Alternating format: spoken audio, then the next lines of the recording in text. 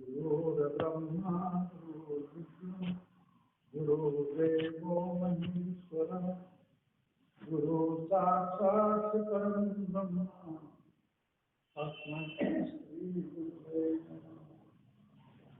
वन्दे गोधर्मं नित्यं गुरु शङ्कररूपिणं नमाशुतोषितं सर्वत्रं ब्रह्मानन्दं परमस्वरं केवलं येन वन्दास्त्रितं सदसं तस्मत्कारणं एकं नित्यं विमलचलं सर्वदेशात्मभूतं भावातीतं सद्गुरुं वन्दे कृपा सिन्धुरूपधरे मामोहतमं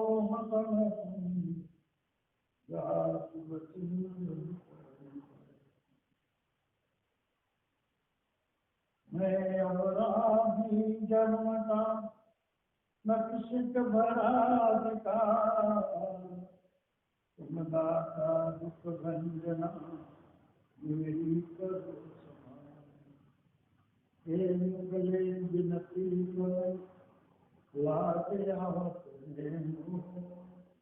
तुम देखत अवगुण करो ऐसे मानो नाथ मोहि न विसारियो लाख लोक मिल जान हम सो तुमको बहुत तुमको हमको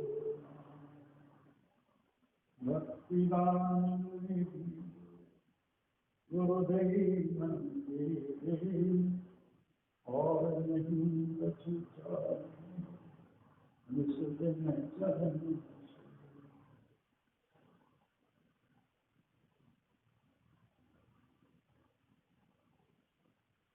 बोलो श्री सच्चिदानंद भगवान की जय, सद्गुरुदेव महाराज की जय, जगदम्बा मैया की जय, सनातन धर्म की जय, सभी अवतारों की जय, सच्चे दरबार की जय।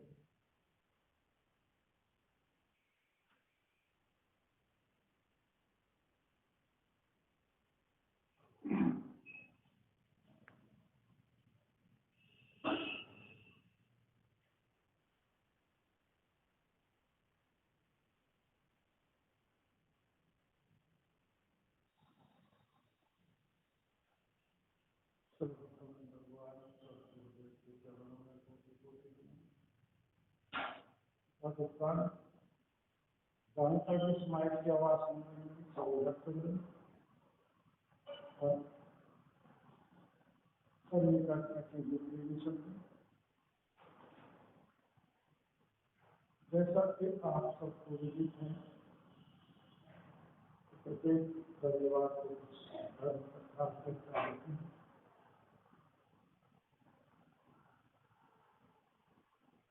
वैसे कथाएं तो बहुत हो रही हैं भारतवर्ष में और होती आई हैं और होते जा रही। धर्म के मामले में बहुत सी व्याख्याएं करते हैं लोग और बहुत तरीके से लोग धर्म का उपदेश देते हैं। विभिन्न मत की विभिन्नता है, मनुष्य के बनाए हुए विभिन्न जातियां हैं, विभिन्न मजहब हैं, विभिन्न लोग हैं। अभी मैं अक्सर शब्द का उपयोग करता हूँ कि सूत्र सनातन धर्म उस प्रकार से मेरे मन में वेदांत का एक सूत्र याद आया। उसमें वेदांत उसमें आदि सब इस कर्म के वाक्यों का प्रयोग है। वो कहते हैं धर्म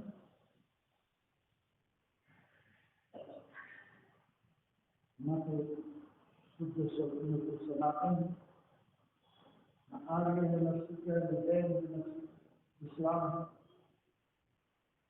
न क्रिश्चन है। धर्म एक शक्ति है जो धारण का विषय, जो इस पूरे विश्व ब्रह्मांड को धारण की है। आकाश को धारण की है, तेज को, सूर्य को धारण की है, और हवा को धारण की है, पृथ्वी को, जलाशय को, जल को, और तीनों गुणों को, पांचों तत्वों को, और सारे रस को और गुण दोष सबको धारण कीजिए। वो एक शक्ति है, एक परम चेतना है, और वो सबको धारण।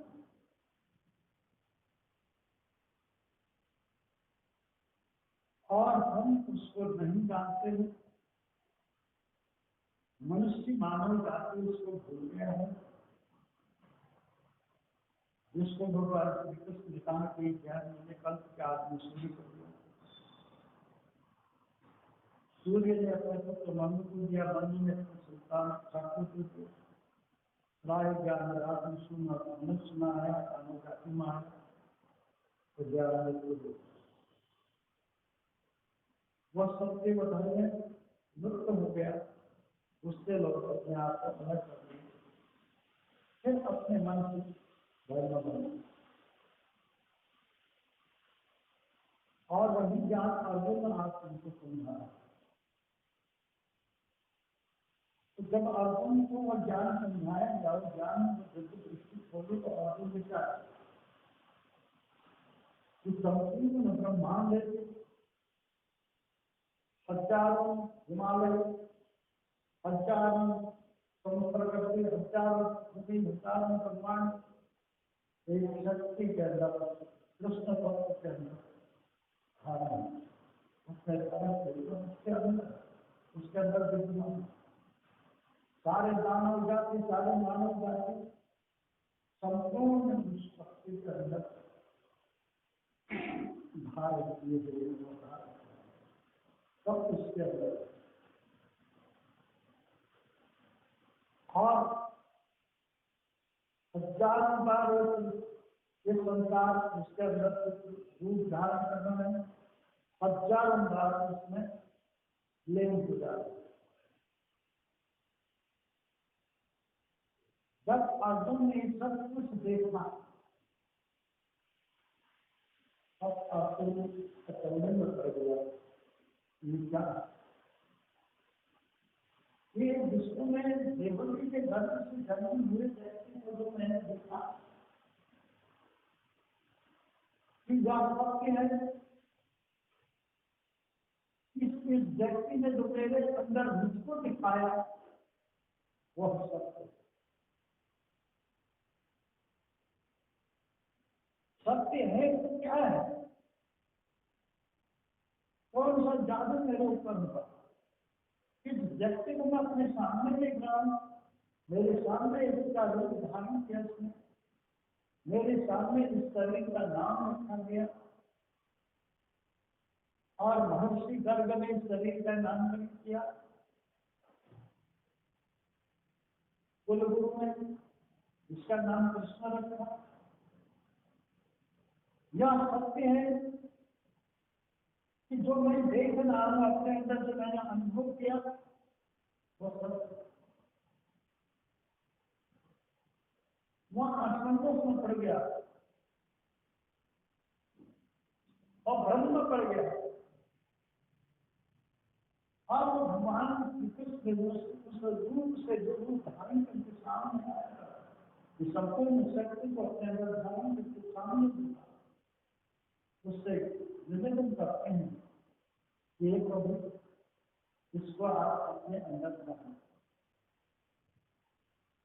इसको आप हटा करके मुझे उसी रूप में मुझे समझाइए जिस रूप में आप है, मनुष्य के रूप। नहीं जान गया हूं कि आप मानव नहीं, मानव का रूप आपने धारण किया है। और जो आपका नाम लोग कृष्ण कह रहे हैं, आपका कोई नाम नहीं, ये कृष्ण को ऋषि ने आपका नामकरण किया। और इस तरह से जितना भी आपके नाम संसार में बोले जाते हैं वो आपके नाम नहीं है, किसी मनुष्य ने ही रखे, चाहे वो मनुष्य किसी रूप में है, मनुष्य ने ही वो नाम रखे।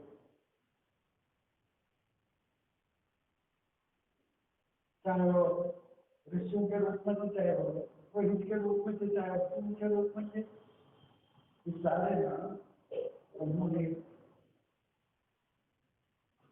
आपको का नाम, क्योंकि नाम तो उसका होता है, उसका निर्माण होता है और अंत होता है। ये एक लोहे का यंत्र है जिसको आप, उसका नाम रखना है माइक्रोफोन। ये जंतु से धातुओं से बना करके ये इसका रूप दिया गया है, इसका नाम रख दिया माइक्रोफोन। लेकिन ये जब इस रूप में नहीं था, अलग अलग कणों में बिखरा हुआ था लोहा का, तो इसका नाम माइक्रोफोन नहीं। जिस रूप में था उस रूप में इसका नाम आएगा मैग्नेट। तो अलग अलग पार्ट से अलग अलग नाम, अलग अलग रूप से अलग अलग रूप। जब एक साथ वो हुआ तो इसका नाम रखता है माइक, और इसका नाम रख दिया जो लोहे के रात को जब इसको बनाया गया, इसको ढाला गया, जब एक कारखाने में इसका निर्माण हुआ तो इसका नाम स्टैंड नहीं था, माइक और नाम तैयार है। और उसके बाद इसको ढाल करके ये रूप में कर दिया तो इसका नाम क्या रख दिया स्टैंड।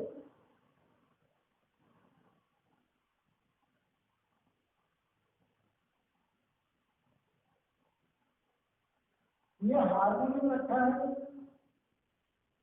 जिसके जो नाक है, जो लकड़ियां अलग अलग उसमें थी, तो उस नाम से लकड़ी का नाम, जिसके लकड़ियां जिस वृक्ष के, उस नाम से लकड़ियों को दिखाया गया और उसको काट करके उसको बना करके ये लकड़ी को इस तरह से पेटी के रूप में बना दिया। इस पर कुछ लकड़ियों का बाहर से प्लास्टिक लगा करके उससे वो बना दिए गए, ढक्कन बना दिए गए, और अंदर उस लोहे के और तांबे के, पीतल के उस तार उससे जोड़ करके जब अलग अलग, तो किसी अंदर का जो यंत्र है किसी का नाम लोहा था, किसी का नाम तांबा था, किसी का नाम पीतल था, किसी का नाम। जब उसको दो तैयार करके एक रूप दिया गया तो उसका नाम हो गया हारमोनियम। अब इससे हम वह एक सरगम इसका निकालते हैं, इसमें सरगम नहीं, इसको यंत्रों से लोहे के कणों से धातु से जोड़ करके इस तरह से इसका अनुलिपित करते हैं तो इसमें से वो आवाज तो सरगम कहाँ है? इस श्वासों के अंदर, इन श्वासों के माला में सरगम, और श्वासों के माला में जिस तरह से सरगम चल रहे हैं, गति बना रहे हैं, उसी तरह जाकर उसमें अनुगुलित कर रहे हैं, उसमें से भी उसी की गति बना है, उसमें से आ रहे हैं। इसका नाम हार्मोनी। इसके पहले ये अलग अलग है, तो किसने रखा? उसके कारण है, वो उसका कारण है, भगवान ने नहीं रखा। इसका नाम हार्मोनी भगवान ने नहीं रखा। भगवान ने वनस्पतियां बनाई और किसी भी वनस्पति का नाम भगवान ने नहीं रखा कि ये फूल है, ये साधन है, ये शीशम है, ये अर्जुन का पेड़ है, ये साल का पेड़ है, ये अमूल पेड़ है, ये दूब है, ये पूषा है, ये मोथा है, ये अमूक है, समूक है। ये भगवान नहीं है। भगवान ने वो वनस्पतियां बना ली, वो प्रकृति को बना ली, लेकिन वनस्पति विज्ञान जो था, उन वैज्ञानिकों ने प्रयोगशाला में प्रयोग करके उसका नामकरण किया। उन पेड़ों, उन पत्तों, उन लवण धातु, भगवान ने समुद्र का जल भगवान ने नमक भी बनाया, नमक, काला नमक, 7 रसों के जो नमक किसने बनाया? तो मनुष्य ने, तो उन्होंने उनका नामकरण किया। मनुष्य ने किया, भगवान ने। भगवान ने वो धातु को बनाया। स्वभाव से जल जो है खाना है, जल का स्वभाव से जल नहीं खानी, स्वभाव से जल खाना है। किंतु जब उस जल में परिवर्तन होता है, वो भाप बनता है, वो क्षमता है, पृथ्वी के अंदर के कणों के बादल भी क्षमता है, वो जल नहीं होगा। और जब भाप बनता है, उसमें तो ज्वार उठता है, तो वह जल मीठा, तो फिर उसके अंदर जो लवण था वो नीचे रह गया, उसको ध्यान देते और उसको खाते, मुझसे वेग बनते हैं तो और मीठा है। हिमालय पे जाता है, ठंडा होता है और सुंदर साफ। उसके बाद वो फूल फूल करके नदियों का रूप बनता है और वह जब नदियों का रूप धारण कर लेते, फिर मनुष्य का प्रभाव आता है, तो मनुष्य उसको भी करता है। मनुष्य उस जल को फिर गंदा करने लगा, तो दूषित हो जाए। लेकिन समुद्र के अंदर, आकाश में, बादलों में, हिमालय में वो दूषित हुई, वो शुद्ध। किंतु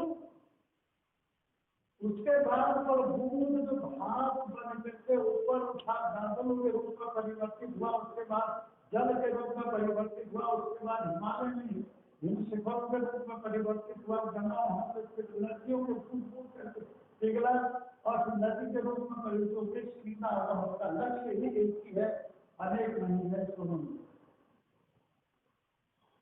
समुद्र में जाकर के फिर वहां अपने स्वभाव में हो जाए, वो समुद्र के स्वभाव में मिल जाता।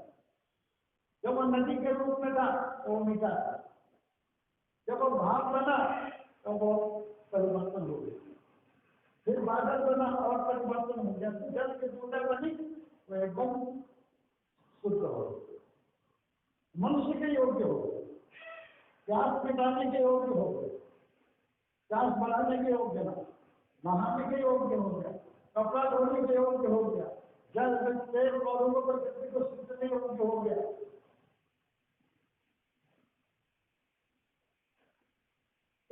भूजल वो बूंद बूंद करके रूप धारण करके नदियों में सीधा समुद्र में लाए थे, फिर वह अपने स्वरूप में चला, वहां से वह खारा है, वही समुद्र में होगा। लेकिन उस जल का नाम भगवान ने लिखा, उस गंगा का नाम, भाप का नाम और बादल का नाम, उसका नाम भगवान ने लिखा। ये उसके वैज्ञानिक में विशेषज्ञों ने, विष्णु ने, हिंदू संपूर्ण उन वैज्ञानिकों ने पूर्ण सत्य करने वालों ने। इसी तरह वो महाशक्ति,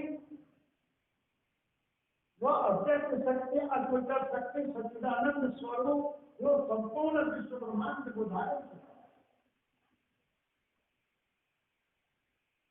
वह एक शक्ति है, वह न सनातन है, न पुरातन है, न वह आधुनिक है, और वह एक अखंड।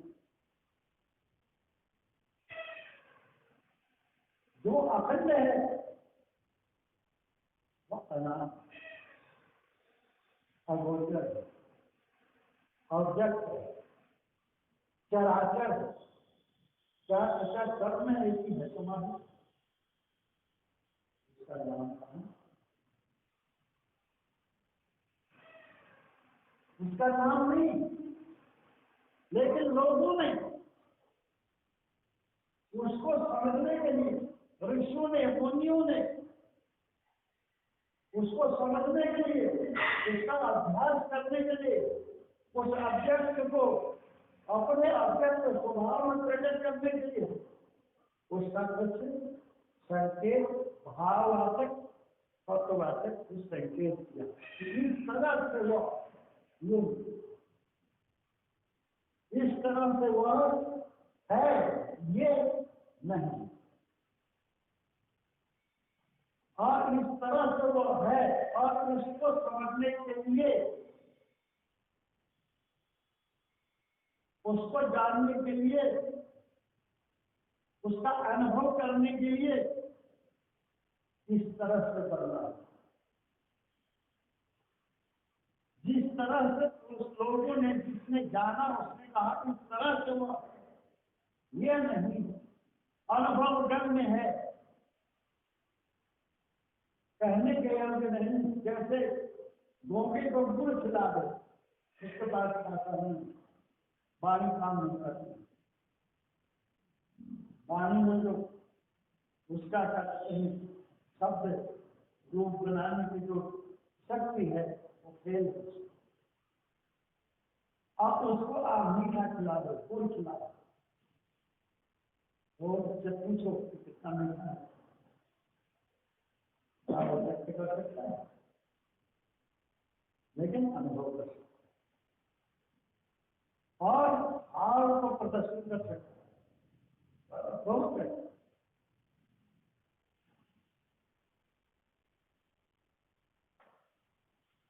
इशारा कर सकता है, भाव पर प्रदर्शन कर सकता है, भाव से अनुभव बनाने की कोशिश कर सकता है भाव, लेकिन व्यक्त नहीं,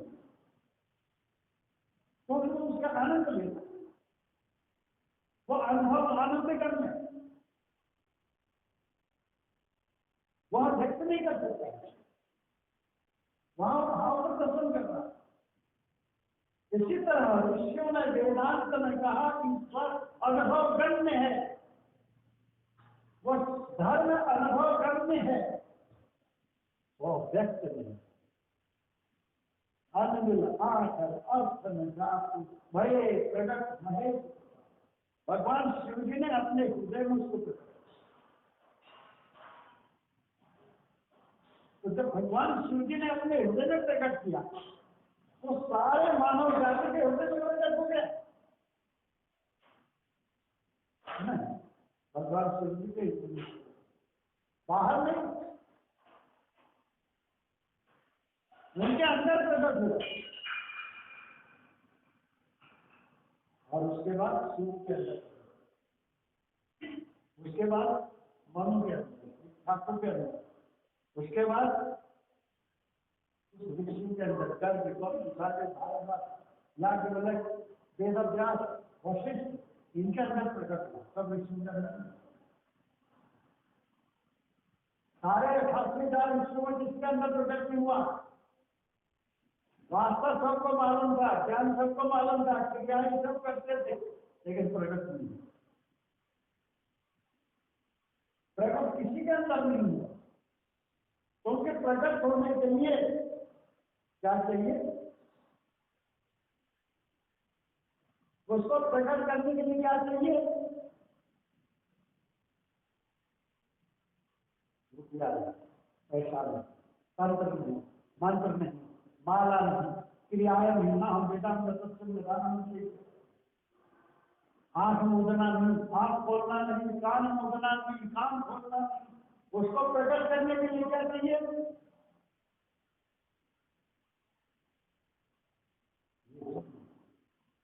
उसको प्रकट करने के लिए प्रेम के प्रकट,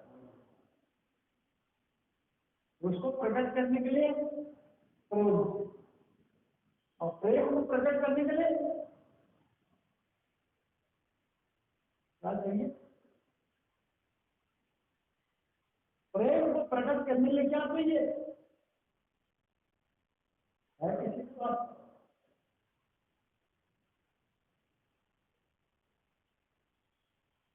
है?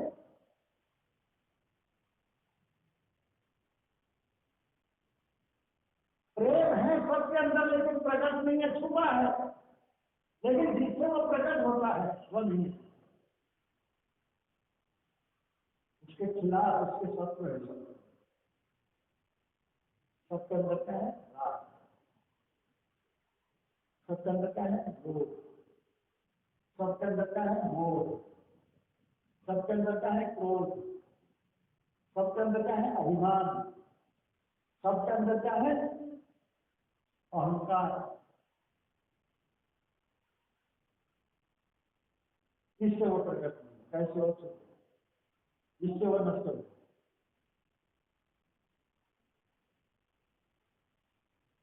राग से वो प्रकट नहीं हो। उसको प्रकट करने में क्या चाहिए? वो किसी मानव के अंदर आज नहीं चाहिए,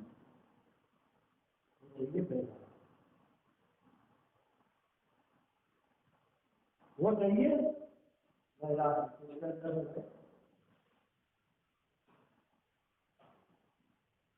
किसके अंदर है वैराग्य? राज्य तो किसके अंदर है? सबके अंदर राग,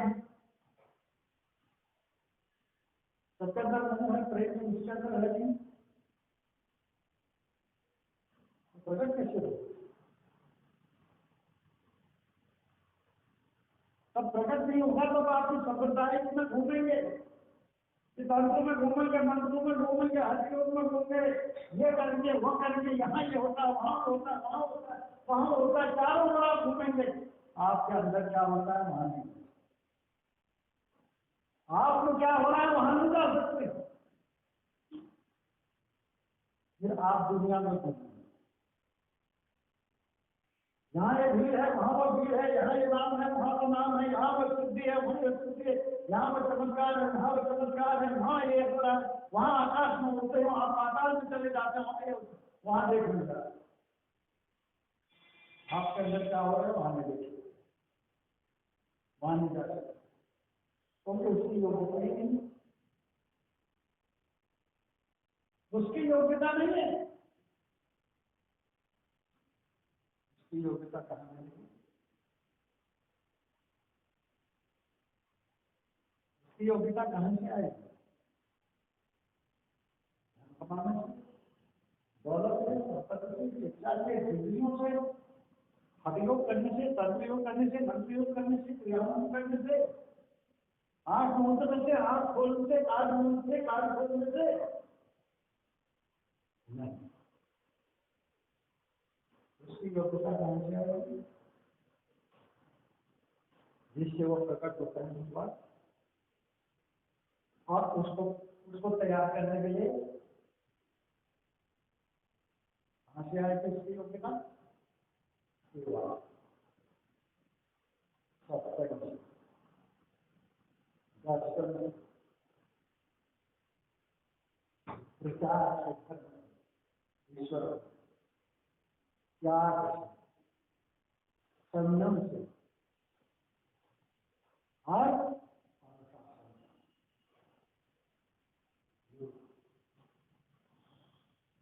मैं नहीं कह रहा हूं, भगवान नाम ये अधिभाति बने संजोगा राम कृपा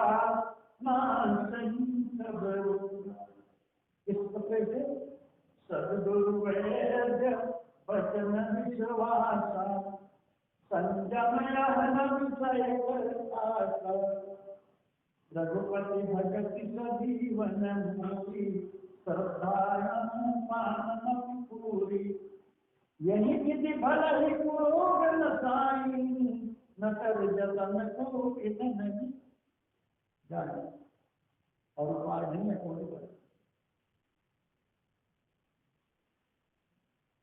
वस्तु नहीं होगा अपना संयम और उसने गुरुविन होने की जाने जाने को वही बैराग चुप के लाऊं है वक्त नहीं। और जब हम सत्संग में जाएंगे सत्संग को समझने की योग्यता हमारे अंदर आएगी। आप बैठे सत्संग में, लेकिन आपके अंदर योग्यता नहीं, क्योंकि आपने जो गलतियां अपने साथ कर रखी हैं धर्म के नाम पर, साधु के नाम पर, उसको आप बड़े आज मनुष्य ने धर्म के नाम पर अपने साथ गलतियां कर रखी। मुसलमान भाई कहते हैं कि हम इस्लाम को मानते हैं, हम इस्लाम के बंदे मुस्लिम धर्म, उससे उन्होंने अपने साथ इतनी बड़ी गलती कर दी क्या वो भगवान को खुदा को पहचानने के लिए, उनको देखने के लिए उनके पास कभी भी हिम्मत तैयार हो नहीं सकता।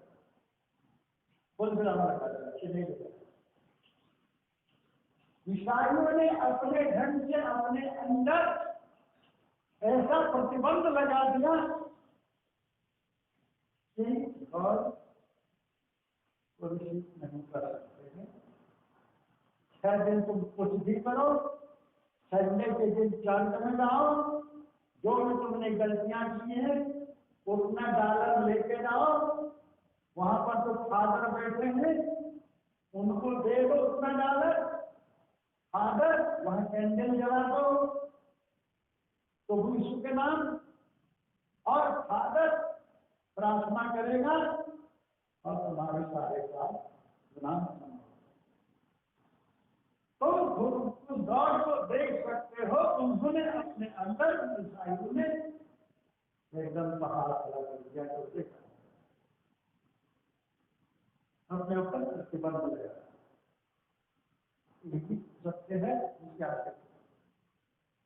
हिंदू ने अपने अंदर तुम ये माला करो, ये नाम करो, राम राम करो, हरे कृष्णा करो, हरे कृष्णा करो, तुम ये मंत्र जपो, तुम द्वादश मंत्र जपो, तुम क्या कहते हैं वो 52 अक्षर का 42 अक्षर का मंत्र जपो, तुम ये जपो, तुम ये 5 नाम करो, रावण निरंजन सोहन सतनाम वाहिगुरु अमुक अमुक ये करो। और तुम्हारे सिखों ने अपने पर इतना बड़ा प्रतिबंध लगा दिया कि तुम ग्रंथ को ही गुरु मानो।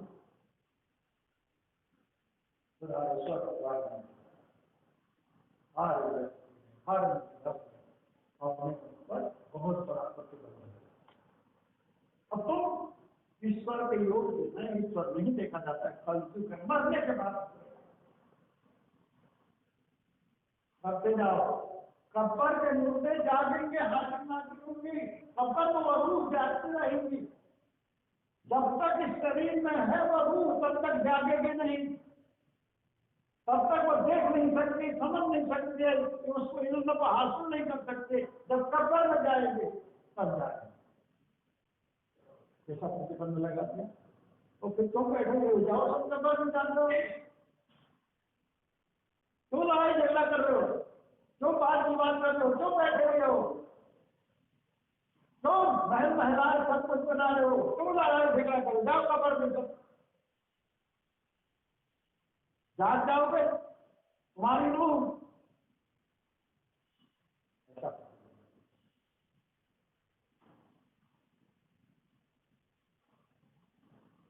हिंदू ने अपने ढंग से प्रतिबंध रखा और निराकार है, उसने कह दिया इस फोटो को रखो साकार है, वो मूर्ति को रखो साकार है,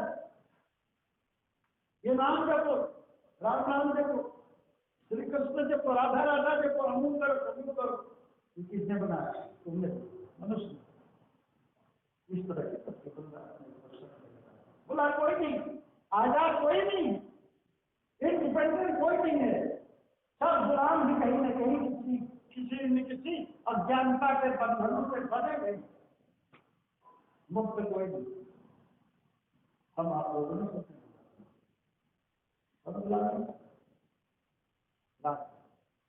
इसके नाम पर धर्म, किंतु भगवान ने किसी के ऊपर प्रतिबंध लगाया अपनी शक्ति ना, भगवान ने सबको खुली जाकर दी कि तुम ये भी शक्ति का उपयोग ईमानदारी से कर सकते हो। सबको अपने शक्ति का सबके अंदर एक ही रूप में विश्वासों पर कहीं कोई प्रतिबंध है कि हिंदू की श्वास मत लो, मुसलमानों की श्वास मत लो, ईसाइयों की श्वास मत लो, जैनियों की श्वास मत लो, बुद्धिस्टों की श्वास मत लो, और पशु को श्वास मत लो, पक्षियों को श्वास मत लो, तुम्हारे श्वास अलग है, पक्षियों के श्वास अलग है, पशुओं के श्वास अलग है, पेड़ों के श्वास अलग है, मिट्टी के अंदर श्वास अलग है, समुद्र के अंदर के प्राण शक्ति अलग है, और हिंदू के अंदर की श्वास अलग है, मुसलमानों के अंदर से अलग है, सिखों के अंदर अलग है, ईसाइयों के अंदर अलग है, जैनियों के अंदर अलग है, यहूदियों के अंदर अलग है। ये है सांस के टुकड़े टुकड़े नहीं, प्राण के टुकड़े टुकड़े नहीं, प्राण विभाजित नहीं, ईश्वर विभाजित नहीं, वो किसी के बंधन है, बंधन इसके भक्त भक्त बस्तर वहां तब बस्तर नहीं है, तंत्र बस्तर नहीं है, मंत्र बस्तर नहीं है, वह धन बस्तर नहीं है, हथियार के बस में नहीं है, और किसी के बस में नहीं है, तो भक्त प्रेम और प्रेम और प्रेम होगा वैराग्य, वैराग्य होगा सेवा, सबसे पहले सबसे सेवा सेवा सत्संग हर प्रकार अभ्यास और दर्शन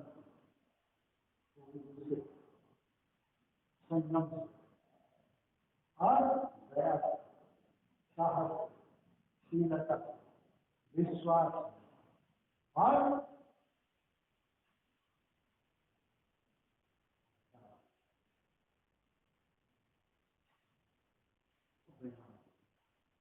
अभ्यास के साथ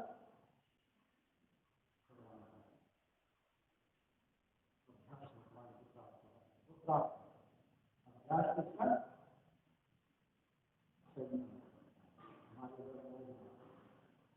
हमारे अंदर राग, हमारे अंदर लोग, हमारे अंदर अहंकार, हमारे अंदर काम शक्ति, हमारे मन को प्रभावित न करे, हमारा वचन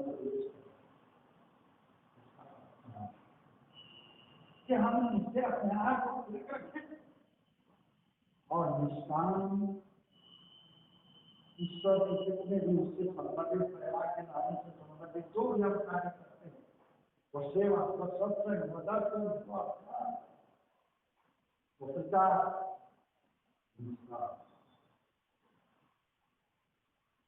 वो निष्काम, जिन्होंने ऐसा किया उनके हाँ सब प्रकट नहीं कर रहे, सब जिन्होंने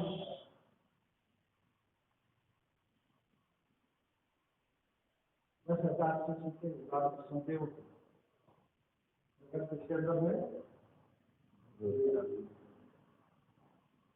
सबके अंदर में ज्ञान सबको ज्ञान सबको में, लेकिन प्रकट किसके अंदर हुए? गुरु से प्रेम किसने किया? गुरु से मोह सबने किया। प्रेम एक बात पूरी करती है, मोह से कभी आसक्ति बनती है गुरु के प्रति, कभी नफरत बनती है। 10,000 शिष्य ने गुरु के प्रति आसक्ति रखी, कामना वासना के लिए, कुछ पाने के लिए, और नफरत घृणा भी एक बार पैसा दूर किया।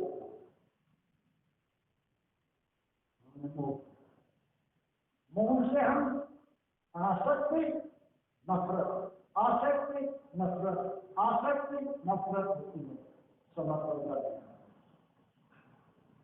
मोह में समर्पणता आती है,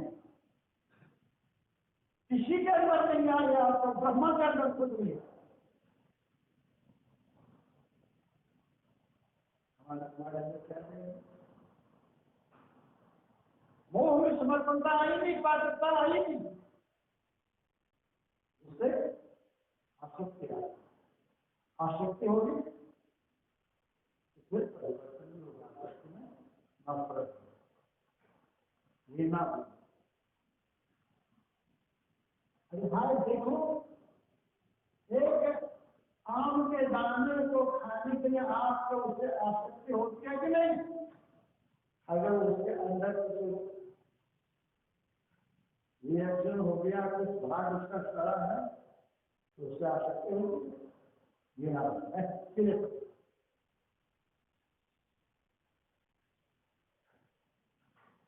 घृणा क्यों हुई?